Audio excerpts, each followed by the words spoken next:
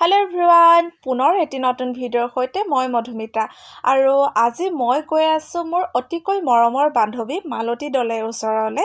আৰু আপোনালোকে বিভিন্ন ধৰণৰ নিউজ চেনেল সমূহত তাইৰ ভিডিঅ' আপোনালোকে দেখা পাইছে যিয়ে আমাৰ অসমীয়া সাহিত্যিকসকলক তাঁতশালত জীৱন্ত ৰূপ দিছে আৰু আজি তাই নিজৰ ঘৰতে এটা ইণ্ডাষ্ট্ৰি ওপেনিং কৰিছে আৰু সেয়েহে তাইৰ নিমন্ত্ৰণ ৰক্ষা কৰি আজি মই তাইৰ ঘৰলৈ গৈছিলোঁ আৰু ভাবিলোঁ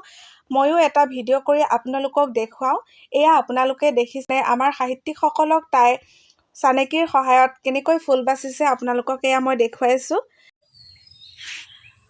নৱকান্ত বৰুৱা হোমেন বৰগোহাঁই লক্ষ্মীনাথ বেজবৰুৱা ডক্টৰ মামণি ৰয়ছম গোস্বামী ডক্টৰ নিৰ্মলপ্ৰভা বৰদলৈ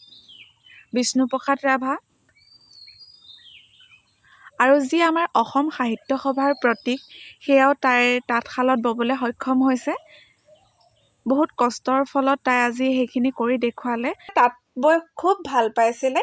যেতিয়া কলেজত পঢ়ি আছিলোঁ সেই সময়ছোৱাত তাই ঘৰৰ পৰা কলেজলৈ আহিবলৈ বহুত দূৰ হৈছিলে আৰু সেই কাৰণে তাই কলেজৰ ওচৰতে এটা ভাড়া ৰুম লৈ থাকি পঢ়িছিলে আৰু সেই ভাড়া ৰুমতো তাই মানে তাঁত বৈ ইমানেই ভাল পায় যে ভাড়া ৰুমতো তাই তাঁতশাল এখন পাতি খুব ধুনীয়াকৈ বিভিন্ন ধৰণৰ চিট বৈছিলে আৰু গামোচা বৈছিলে আৰু তেতিয়া মই মাজে সময়ে তাইৰ ৰুমলৈ যাওঁ আৰু দেখা পাওঁ খুব ধুনীয়াকৈ তাই তাঁত বৈ থাকে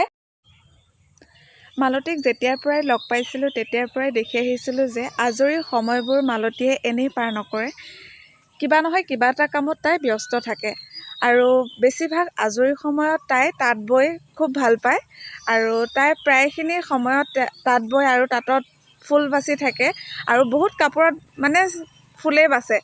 আৰু তাই খুব ধুনীয়া ধুনীয়া গামোচাত ফুল বাচে আৰু টঙালি লগায় আৰু এয়া মালতীয়ে ভিতৰতে তাঁত লগাব পৰা ব্যৱস্থা কৰি লৈছে যিহেতু বৰষুণ দিলে তাঁত লগাব নোৱাৰি সেইকাৰণে ভিতৰতে তাঁত লগাব পৰা ব্যৱস্থা কৰি লৈছে আৰু ভিতৰত হোৱাৰ কাৰণে এটাই ভাল হৈছে ৰ'দ দিলেও বৰষুণ দিলেও খুব সহজতে তাঁত লগাব পাৰি এইখন তাঁতত মালতীয়ে ফুল বাচি থৈছে আৰু লগতে এইফালেও চিট লগাই থৈছে ফুলৰ চিট আৰু এইখিনি ফুলৰ ডিজাইনখিনি আৰু আপোনালোকে যদি মোৰ ভিডিঅ'টো চাই ভাল পাইছে তেনেহ'লে মোৰ ভিডিঅ'টো লাইক কৰিব কমেণ্ট কৰিব শ্বেয়াৰ কৰিব আৰু আহিব লগা ভিডিঅ'সমূহ অতি সোনকালে পাবৰ কাৰণে মোৰ চেনেলটো ছাবস্ক্ৰাইব কৰি দিব আজিলৈ ভিডিঅ'টো ইমানেই ধন্যবাদ